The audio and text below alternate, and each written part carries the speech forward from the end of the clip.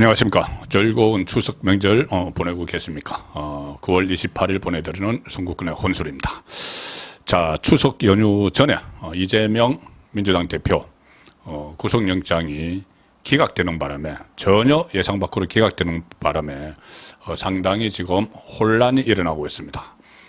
특히 이 이재명 체제로 민주당이 총선을 치를 것인가, 자, 그 문제에 초점이 맞춰지고 있는데, 지금 일단 이재명 대표는 기세를 올리고 있습니다. 그리고 친명계에서는 저번에 체포동의안 가결표를 던진 비명계에 대해서 대대적인 숙청을 하겠다, 피해 숙청, 이런 이야기까지 나오고 있는데, 그 부분은 아마 조만간 이재명이 정리를 할 겁니다.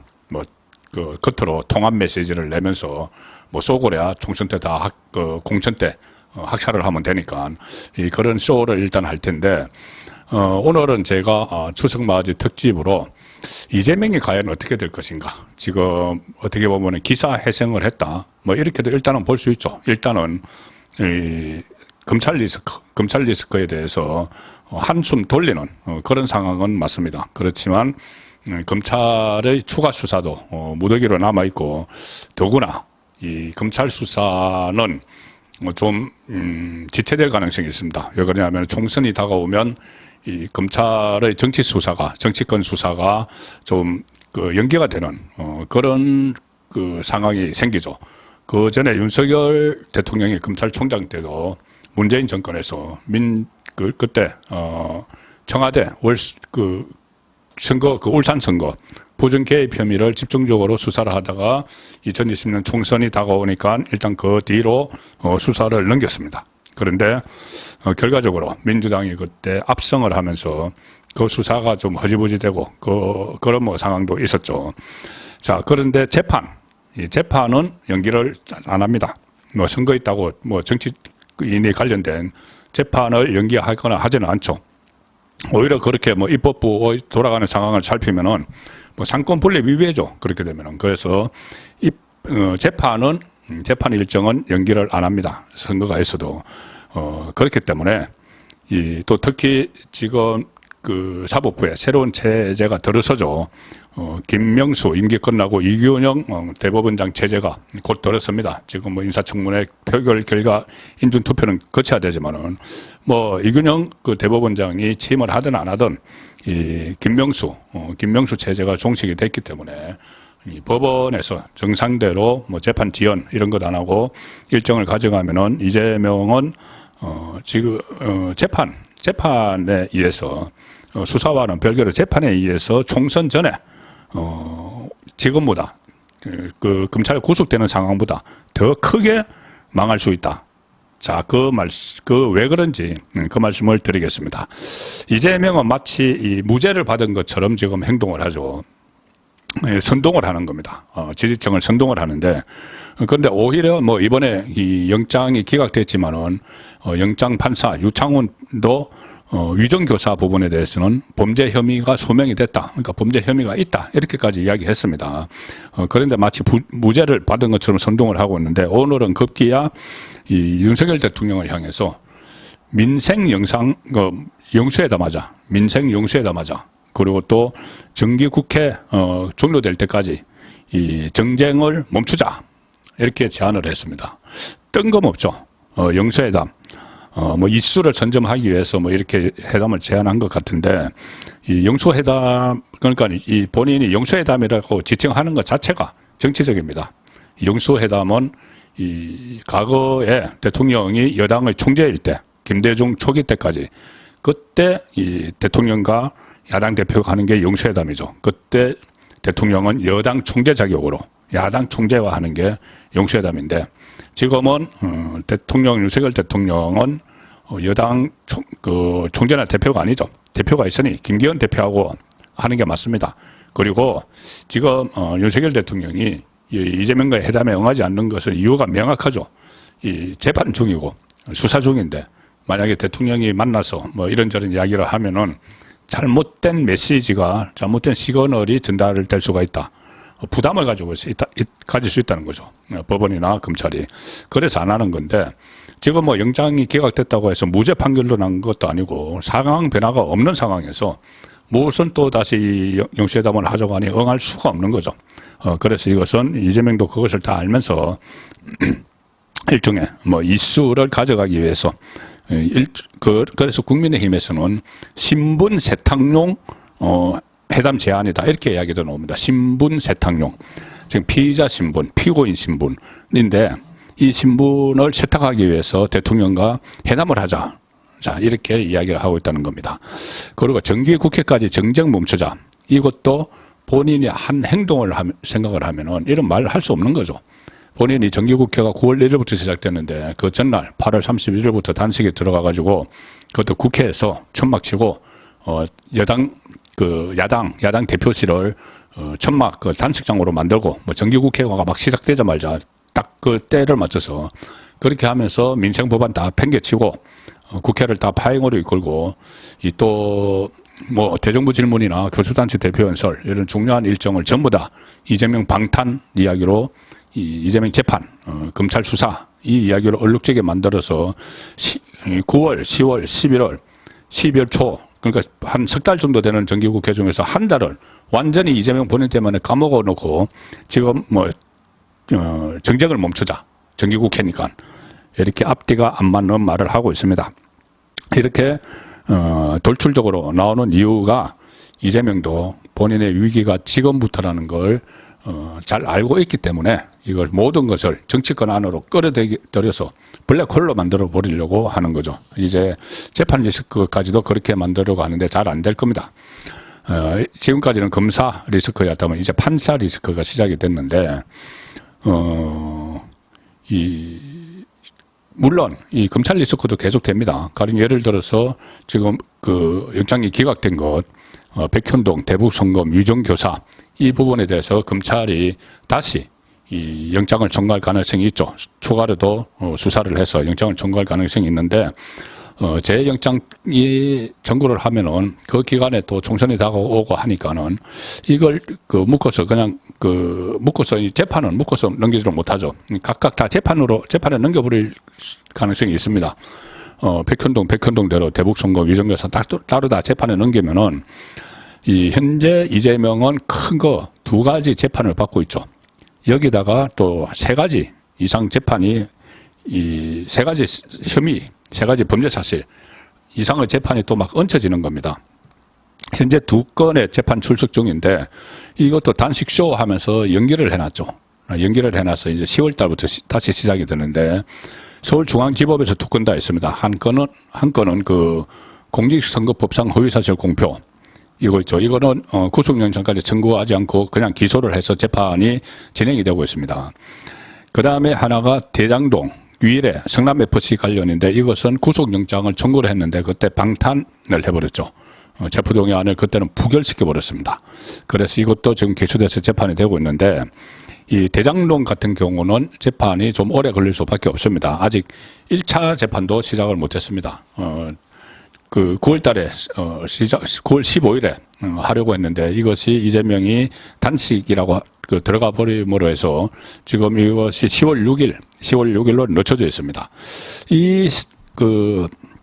대장동과 위례 성남FC 이것은 상당히 좀 재판에 오래 걸릴 수밖에 없는 것이 기록이 너무 방대합니다. 전부 합하면 20만 쪽, 이 F형줄이 20만 쪽의 기록이 있다. 이 대장동은 책자로 해서 200건 이상, 위례는 책자로 50건 이상, 성남FC 것도 책자로 이 엄청난 숫자가 있는데 그래서 전부 20만 쪽, 참고인이 100명 이상. 그래서 이 재판은 최소 1, 2년이 걸릴 것이다. 그러면은 이재명은 재판에 출석을 하면서 총선을 맞이를 하겠죠. 자기가 주도를 해서 맞이를 하려고 하겠죠. 자, 그런데 선거법이 있습니다. 선거법. 이 격주 금요일 날 열리고 있는데 이것이 대장동은 지금 재판을 검찰에서는 주 2회씩 하자고 하고 있고 이재명 쪽에서는 격주 1회 하자고 이렇게 주장을 하고 있어서 주 1, 2회 정도가 예상이 되는데 대장동 사건 워낙 기록이 방대해서 1, 2년이 걸리죠. 그런데 그거 말고 격주 금요일 날 열리는 선거법 그리고 이번에 이 영장이 기각된 이 세 가지 범죄를 다시 재판에 놓으면 이것도 재판이 되죠.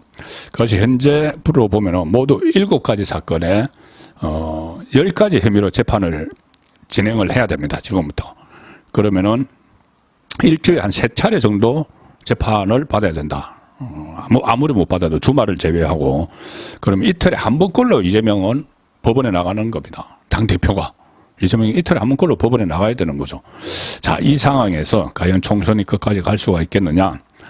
그리고 지금 이재명과 관련된 혐의들로 인해서 구속된 사람, 구속에서 재판을 받고 있는 사람만 지금 한동훈 장관은 21명이라고 그랬는데 조선일보가 집계를 해보니까 24명이라고 합니다. 24명이 구속 상태에서 재판을 받고 있고 이재명과 관련된 사람들 그리고 이 불구속 상태에서 재판받고 있는 사람도 또 상당수가 있습니다. 그 모든 정점에 이재명이 있는 것이죠. 그런데 이재명도 본인도 재판을 계속 받아야 되고 밑에 구속 상태에서 재판받는 관련 사람만 24명이나 되는데 이게 과연 이 상태로 총선까지 7개월 동안 무사히 이재명이 갈 수 있을까? 특히 주목되는 것이 그 선거법 재판입니다. 선거법. 대장동은 뭐 대법원까지 가려면은 언제 끝날지 모르는 상황인데 선거법도 뭐 아직 1심이 안 났지만은 이 선거법은 이 1심만 나오면은 이 민주당 안에서 이재명을 퇴출시키려는 움직임이 나올 수밖에 없습니다. 왜 그런지 제가 설명을 드리죠. 자, 선거법은 지금 속도를 낼 수가 있는데 총선 전에 1심이 나올 가능성이 상당히 큽니다. 이 재판부 법원이 다 교체가 되고 하면은 지금 민주당에서는 처음에는 1심 전에 선고가 나오지 그러니까 총선 전에 1심 선고가 나오지 않도록 전략을 했다가 최근에는 서종옥 변호사가 법조에서 말씀드린 대로 80만 원 정도 받는 걸로 그러면 벌금 80만 원, 벌금 100만 원만 안 넘으면은 뭐 이재명이 대표직도 유지되고 국회의원직도 유지되고 피선거권도 박탈 안 하고 또 민주당이 434억 원 토해내지 않아도 된다. 그래서 80만 원 이야기를 하지만 지금 재판부가 들어서면 여러 가지 특히 백현동 같은 경우는 백현동이 이 선거법 아래 들어가 있습니다. 백현동의 용도 변경을 4단계를 해준 것을 국토교통부의 압력에 의해서 했다. 거짓말을 했기 때문에 재판을 받고 있는데 영장법원에서 유창훈 판사가 백현동 부분에 대해서는 이재명의 관련성을 어느 정도 인정을 했습니다. 단지 증거가 좀 부족하다 이렇게 이야기를 했죠. 자, 그래서 그것도 결국은 이 선거법에 영향을 미치면은 벌금 100만 원 이상이 나오겠죠.